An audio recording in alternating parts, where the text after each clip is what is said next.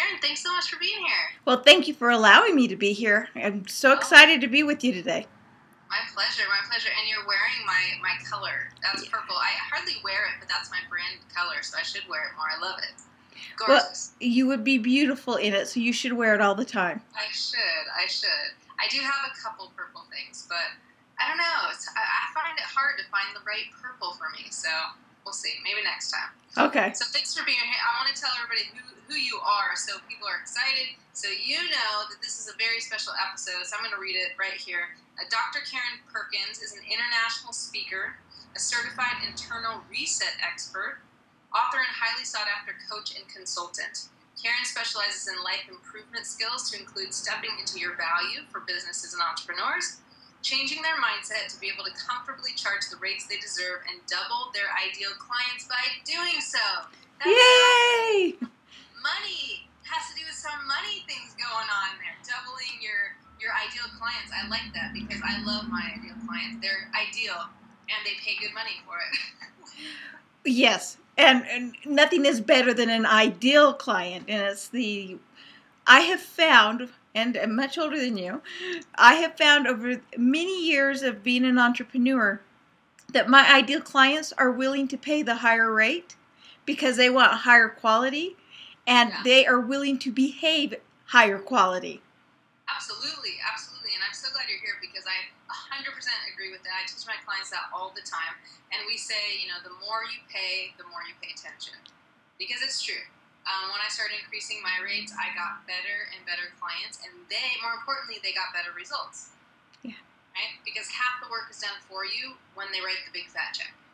That is right. That's right. Because they already have leverage. They're already motivated. They've spent a lot of money. They've invested a lot of money in you, and so it works. So tell me specifically, first of all, what is this reset expert thing? What does that mean? Reset expert is basically it's the better term for a hypnotherapist, because a lot of people are going, ooh, don't want to deal with hypnotherapy. But in reality, we just help you get into your subconscious and subliminal programming and reset it. And it's that internal reset that is so important to us because we have a lot of garbage that we were taught as kids lovingly. Nobody meant to teach us bad things, but, we overheard our parents say, you're going to always have to work hard the rest of your life and never make enough money. Or we heard them say, money doesn't grow on trees. Yeah. Your back wall, trees. I see your trees. They're very nice. Oh, are those fun? I love my trees. See, money does grow on trees. And, we just heard a lot of stuff, and we have to reset it. And once we reset it... How do you do that? Can you do an experiment on me right now, or is this too much? It would be a whole session. A whole session? Yeah. All right, we'll have to bring you back and maybe bring another person and watch you do it or something. We could do that. I'm one of those somewhat skeptical people, so I kind of want to be hypnotized. I want to be reset. I'm pretty good about making money, but there are plenty of other things I'm not good at. This is my office, by the way, which you can't see the whole thing, but it's very clean, and I had an organizer here yesterday, and that's why it's clean. Not because I did it, because she did it. It was incredible, actually.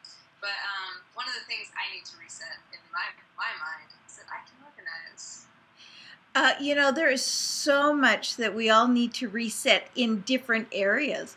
I worked with a beautiful woman earlier today, who needed to reset feeling comfortable charging higher rates. And what it all came down to is that, I'm trying to tell you without disclosing too much. Basically what it came down to is that her parents separated when she was a child, a very young child, and the mother blamed it on her because it was easier. But somehow that hooked into money because all of a sudden they didn't have as much money. So in her mind, she wasn't supposed to have money because it was her fault they didn't have it. Right. And we reset that, and it was funny because she went, I need to raise my rates. And she literally went onto the computer, raised her rates, had a big grin on her face, and felt comfortable with it. And just after we got done, and she had a client call in and said, okay, so what's it going to be to? And she gave them the higher rate, which actually was double what she was charging. And they went, okay. Nice, right? That's what you find, is that you raise your rates, and then they don't balk, and then you're like, wow, okay, I am worth it. I remember that. Yeah. So I do a lot, I teach a lot about switching the behavior first. You're talking more about changing the belief first. Either way, I have this crazy 8, it affects your bank account, so either way. By the way, this is in my book. I'm going to do a quick, everyone at home can get the book. I don't know if you have it yet, but it's called Mind Over Money Management, Strategies Your Financial Advisor Won't Give You. I don't have that yet. I must go get it. Geez, I will send you one before you go and buy it. But if you want to get that, you can get it on Amazon. Just look up Mind Over Money Management. I'm talking to you at home. For you, Karen, you just need to remind me, and I will send you a nice. And it's purple. It's purple. Look at this. You haven't seen the cover yet. Oh, that's awesome. So, very excited. But anyway, I wasn't here to do that. But I because we're talking about beliefs and behaviors and how it affects your bank account, you're talking more about on the belief side, and I focus a lot on the behavior side and how it intertwines with your beliefs and how if you shift those behaviors, like start tracking your money and make those changes that your beliefs like shift. And a lot of times it's raising your rates. You just start raising your rates a little bit. You get a new client. They do better because they paid more. They paid more attention. And then, boom, now you think, wow, I should have higher rates. So that's very cool. So in a minute, we're going to go to a break. But I want you to think about, during this break, Karen, because I'm going to ask you to help the people at home, I want you to think about some tips or tools that you can give them, because if they don't have you in their back pocket to reset their brain, if you can give them 3 tips that would help them kind of hypnotize themselves and reset their minds. So when we come back, hopefully we'll get those tips. Again, I'm Robin Crane here at Dr. Karen Perkins. I'll be back after the break. Welcome back. You're watching the Financial G-Spot, all about that specific area that you need to focus on so you can have money orgasm. I know, it's crazy, it's ridiculous language, and it's absurd. But I say that because, geez, you deserve what you want. You deserve to make the money you want. You deserve to raise your rates. You deserve to have ideal clients. That's why I brought Dr. Karen Perkins on, because she's going to help you do that. So if you want to make more money, which I know you do, even if you have a job, and you want to start a side business, why not start with higher rates? You'll get better clients. You don't have to start with all the rigmarole, whatever you call it, and like starting like this and being in the competition with everybody else, right? Instead, go above the competition. Well, Get even the competition out of the way. Even right? those that have a job, yeah. Why aren't you going in and asking for that dollar raise? You know they're going to give you a nickel. Ask for $1, hope for 50 cents, expect a quarter, and then when they give you the $1, don't freak out. Wait until you go in the bathroom, then freak out. But if you say, gosh, can I maybe kind of sort of have a quarter, they're going to give you 5 cents or nothing. Exactly. You always ask for more. That's standard negotiation. Yeah. Absolutely. I love that. And I would add to that, one other thing you can do if you want to get a raise at work is decide how much you want to make. Let's say you're making 50 grand. You want to double it, right? You want to make 100 grand. So you go to your boss and you say, what has to happen for me to make 100 grand? They might say you got to cut off your leg. Okay, probably not willing to do that, but there's some stipulation as to how you can do that. Maybe you do have to work more hours, or maybe you can just get them a result. Maybe you bring $1 million client into the business, and then you're going to make your 100 grand. So there's always a way, and the more you ask and get the formula, the better you're going to be able to get it. So let's do your tips, though. I just like to add things here and there. I think I have a lot of... Oh, that's a great tip. And I want to add to your tip, though, because I saw it a lot in corporate America when I was consulting with people there, is when you would ask the boss, what do I have to do in order to get this? About 80% of the things they told you had to do, you were already doing. They just didn't know it. Wow. So that's another one of those tracking things. You tell them to track their money. I tell them to also track their tasks and their time. And so, anyway, that's another one of those tips for those on a 9 to 5. Okay, 3 tips. Okay, so why don't you just give me 100 grand right now? Awesome. Yeah, I can do that. In fact, I could cut back some of the things I'm doing since I'm overdoing it. Right, if you want. Awesome. So what do you got? What do you got for those at home? If they can hypnotize themselves or reset their own mind, what are 3 ways that they can? What are 3 tips that they can use to do that? Because I know I have sometimes challenges really changing my mindset. That's why I like to change my behavior, because then my mind follows. But I know there's some things in there that I could really use some change in. Well, first off, you got to decide what it is you want to change. That may be the behavior end of it. But what do I want to change? I want to change my belief on money's the root of all evil. Okay, well, first off, that's not what it is. It's the love of money evilly that's the root of all evil. Okay, so money grows on trees, where money doesn't grow on trees. Well, why doesn't it? Okay, a lot of people make money from things that grow on trees. So what I have to first do is say, what is it I want to change? Well, if I want to believe better things about money, then I need to start doing my daily affirmations, saying good things, and eliminate those negative comments about money. So if I eliminate those negative concepts or negative comments and replace them with positive comments, that begins to reset my mind a little bit at a time. And now when something happens, instead of spiraling down into, see, I told you money's all horrible and I don't deserve it, it's, that's an interesting setback. So what do I need to do to make this work and move forward? So the first thing is decide what it is, change the wording, get rid of the negative wording. Okay, so really you're deciding what is the belief that you have that's holding you back. Yeah. Right, we're talking about the belief. So can you do that also for a behavior, or really you're focused on the belief? You can do that on either. Okay, so we have a lot of similar stuff. So yeah, so you can pick a belief or pick a behavior. So what if their behavior is that they shop till they drop? Is that something they can do the same thing with? Like, what do I want to change? I want to change my habit of shopping all the time and overspending what I make. Will it work the same? Yes, but why do they shop until they drop? There's an internal belief that they're getting some kind of a reward emotionally by shopping until they drop. And that's part of the internal reset, is resetting the emotional reward to something else. Got it. So you always go back to really the belief and the emotions around it. Great. Yeah. Okay, perfect. So one is to know what you want to change, or to what did you say?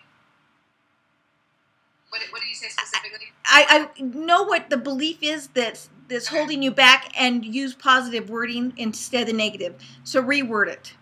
Reword it. Okay, so really that's kind of a one step. So it's basically identify what is the belief or what is the emotion around it, right? So right. Identify it, and then start to shift your language. So, and I would even add to that like just becoming aware of it, because a lot of people, you're saying all these negative things in your head all the time. Like, you're so stupid. Like, you treat yourself like like a little kid you would never ever treat that way. It's like, imagine yourself as an itty bitty 3-year-old, and imagine there's you, the version of you that's the older version, the 30 or 40 or 50-year-old version, going, you stupid idiot, you don't know anything about money. You're terrible at money. Didn't anyone teach anything? Like, we would never treat a kid like that. But we do it to ourselves every single day. So if we can identify those beliefs and become aware of it, and then start to shift the language around it, it's a different life. It's a different life.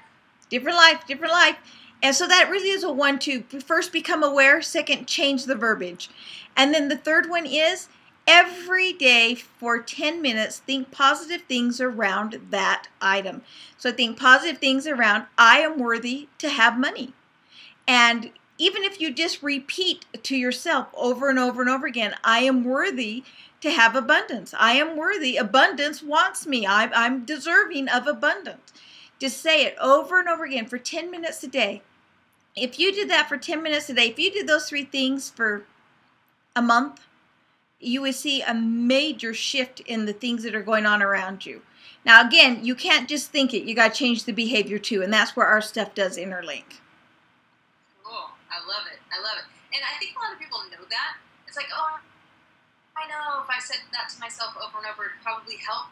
But I think there's also this internal skepticism about it as well. And most people won't consistently do it. It's like, if you are doubting this and you're like, okay, this is BS, go do it for a month. Even just say those words, I am worthy, I deserve abundance, I'm a wealthy, magical person, whatever you need to say that rings true to you. What? I remember I used to jump up on my trampoline, and I used to kind of sing, I deserve love, I deserve love, I deserve success, I deserve health and happiness. I used to jump on this trampoline and sing it, because at that point I didn't feel very healthy. I didn't have a lot of wealth, and I didn't have a man in my life. But that was before. Anyway, we gotta go to a break. You're watching the Financial G-Spot.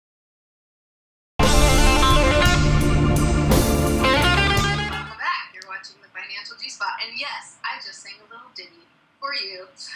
So again, I have Dr. Karen Perkins here, and she's sharing some awesome, valuable information on how you can turn your financial situation around, how you can hit that point where you feel amazing, you feel great, you feel ecstasy when it comes to money, instead of all the stress and the crap and all that, those negative emotions that most people feel. And you deserve it, and that's why you're watching the show. So, tell me a story about, I know you've had several businesses, right, in the past, and I'd love to hear how you came to understand the real value of ideal clients who pay good money and become ideal because of it. Well, a couple of different things have happened. I remember many years ago when you were twinkling in your mother's eyes, I'm sure. I wanted to... You still am. That's it. I wanted to have a daycare center so that my kids had a place to go after school and I could still be with my kids. And I sent out the flyers and I did the advertising and all that good stuff. And I had been encouraged to put down higher rates than the local people in the area.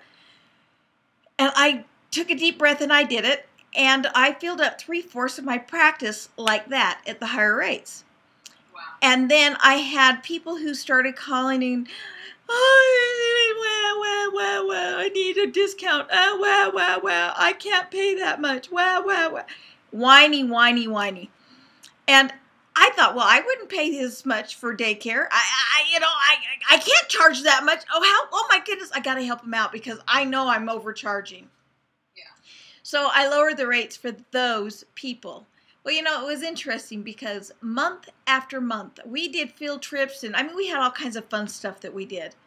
Month after month, the parents that paid the higher rate dropped their kids off on time, picked them up on time. Their kids came fully dressed. If it was winter and it was snowing, they had coats. They had their field trip forms filled out on time. They were great parents. The kids were beautiful, no matter who the kids were, no matter who their parents were. All of them were beautiful. The parents that whined about the rates, the parents that got the lower rates, the parents that didn't pay the full price, they would show up early and then be angry if the daycare wasn't open when they showed up before it opened. I had regularly 1 to 3 of my providers, my teachers, have to stay late waiting for these parents to pick up their kids. Center closed at 6:30. One parent regularly showed up between 7 and 9. Oh, geez. Okay, that's just wrong. They didn't fill out their field trip forms on time. They whined and complained about everything we did. Their kids would show up to daycare without shoes. And I had one family of 5. We had a field trip, didn't sign their forms. Kids came in flip-flops. It was wintertime in Utah with snow. They had on their flip-flops and no winter coats. And, it was then that I realized the only people I have problems with are the people who were not willing to pay for the higher quality daycare. And all this was doing was taking down the quality of the daycare for my ideal clients. I got rid of those non-ideal clients and instantly filled my slots with ideal people and ideal clients. And if they whined, I just said, let me give you the name of a few other people that might be able to help you out. And it's not that I didn't want them to have daycare. I just didn't want to have to deal with that kind of whining. And I never had a problem with them again. Wow, that's awesome.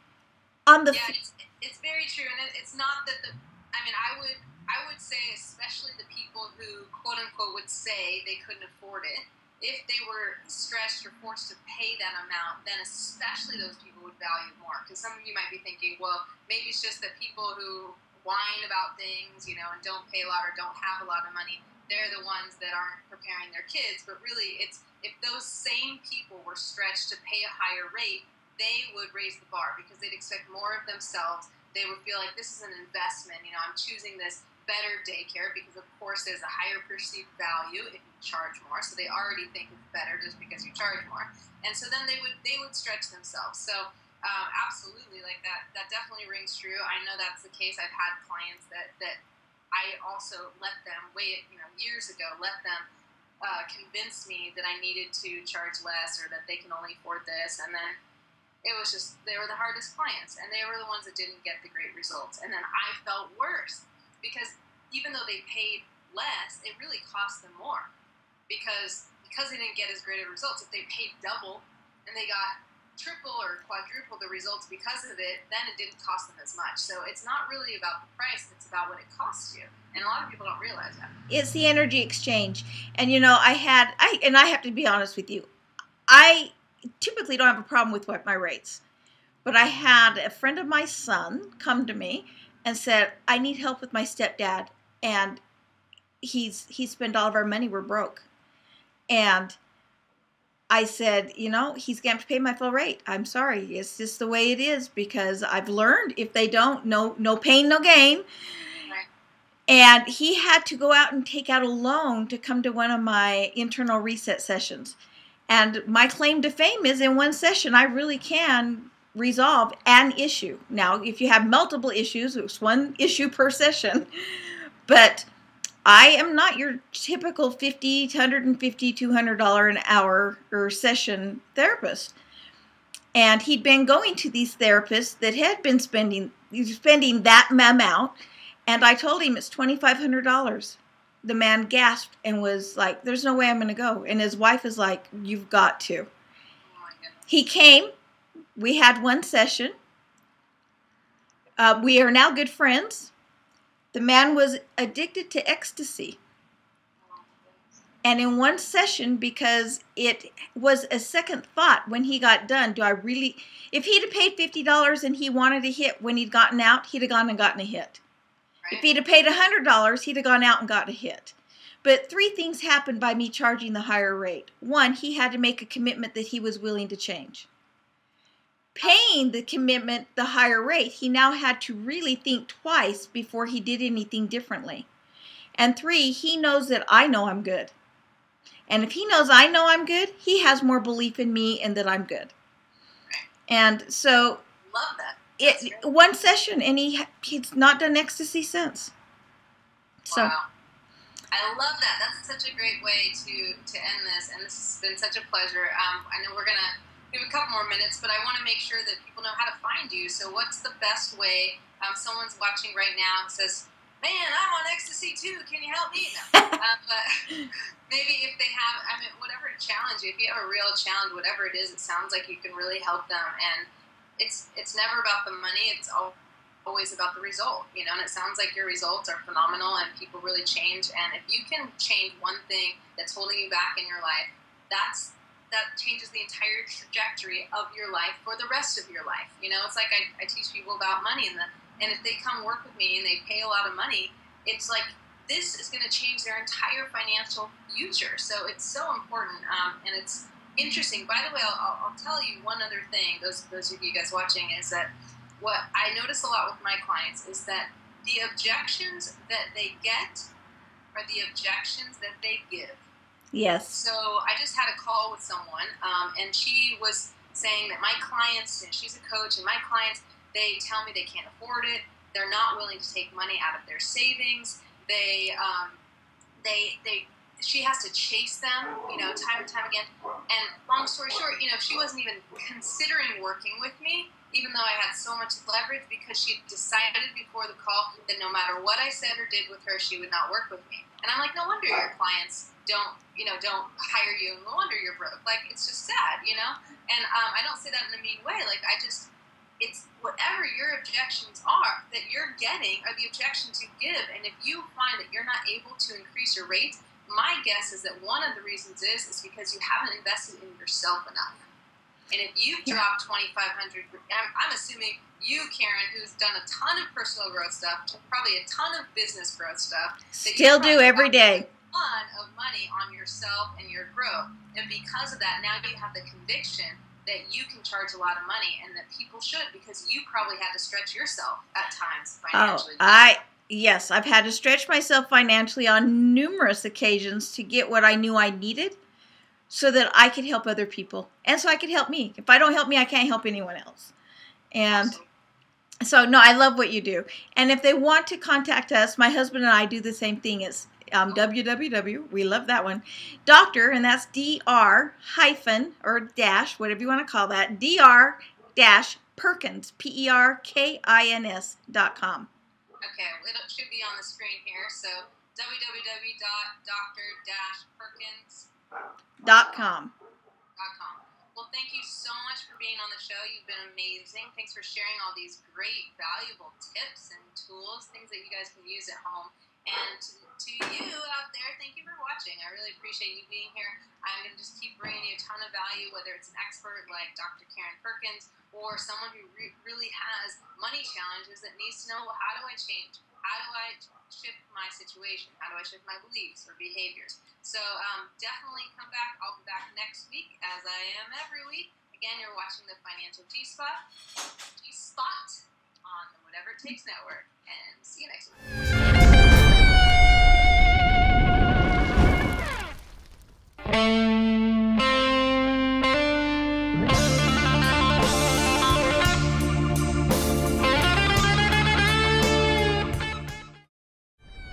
The Financial G-Spot is also available for download on iTunes and Stitcher. See the link in the description below.